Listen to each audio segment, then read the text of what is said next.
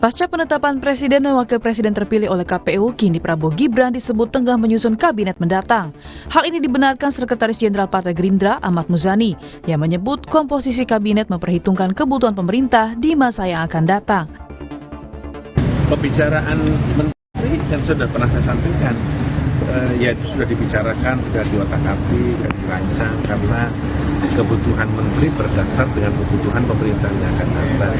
Kebutuhan pemerintahan yang akan datang itu bergantung kepada perencanaan program kerja pemerintah yang akan datang, sehingga itu sedang di-breakdown oleh Presiden terpilih Prabowo Subianto dan Wakil Presiden terpilih Gibran Rakabuming. Meski urusan penentuan menteri menjadi hak prerogatif Presiden terpilih, tetapi harapan jatah menteri dari partai pengusung jadi hitung-hitungan politik.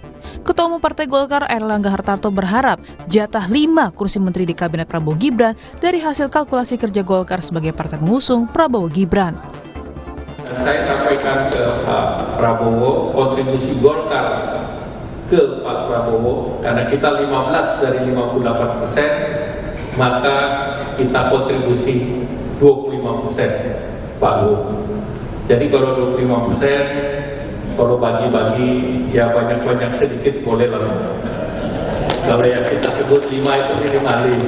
Tapi kalau dihitung proporsinya 25%, room masih banyak. Sementara itu, silaturahmi politik Prabowo ke beberapa lawan politiknya di Pilpres 2024 membuahkan hasil, yaitu PKB dan Nasdem yang memberikan dukungannya. Partai Kebangkitan Bangsa atau PKB yang baru bergabung di barisan Prabowo Gibran masih menunggu keputusan dari Prabowo sebagai presiden terpilih soal kursi menteri. Tawaran untuk masuk kabinet itu ada, Gus? Kan nunggu pelantikan, nanti kalau soal kepastian sudah di dalam. Kita ngomong pasti, nanti kan ada proses, masih 6 bulan. Urusannya dengan menteri kan ketika seorang presiden sudah memiliki hak prerogatif.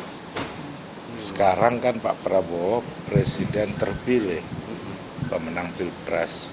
Nanti tanggal 20 Oktober beliau menjadi presiden sekaligus kepala negara yang memiliki hak prerogatif untuk mengangkat menterinya. Nanti kalau soal ditanya, PKB sudah menyiapkan menteri belum? Tanya ketum kita nanti.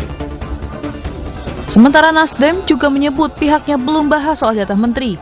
Nasdem akui sadar diri karena bukan partai pengusung Prabowo Gibran. Gimana Pak? Belum ada, dan kita nggak membicarakan hal itu. Tapi kalau dari internal sendiri Pak, gimana Pak? Dari internal nggak ada juga masalahnya, kita memang menyadari siapa kita. Usai PKB dan Nasdem, kini Partai Keadilan Sejahtera PKS memberi sinyal akan bergabung dan mendukung pemerintah Prabowo Gibran 5 tahun ke depan.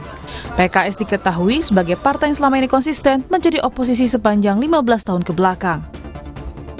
Kita tunggu saja nanti.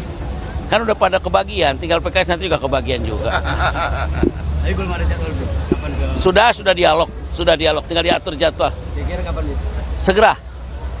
Ikan cepat, ikan gabus lebih cepat, bagus. Sementara itu, sebagai partai pengusung, Ketua Umum Partai Demokrat menyebut tidak masalah jika Prabowo memberi kursi menteri pada partai yang baru bergabung usai Pilpres. Namun AHY mengingatkan Prabowo untuk mempertimbangkan banyak hal agar koalisi tetap solid. Yang jelas semangatnya adalah bagus kalau memang semakin kuat koalisi itu, tetapi terus dipertimbangkan faktor-faktor lainnya, bahwa sekali lagi bukan hanya besar-besaran koalisi tetapi juga solid, kompak, setia, dalam arti juga tidak di tengah jalan kemudian masing-masing begitu. Jika Nasdem dan PKB dimasukkan dalam kabinet, koalisi Prabowo Gibran akan menguasai lebih dari 70% kursi di DPR. Jika bertambahnya PKS ke koalisi Prabowo Gibran, akan efektifkah dengan banyaknya jajaran koalisi di pemerintah? Tim Liputan, Kompas TV.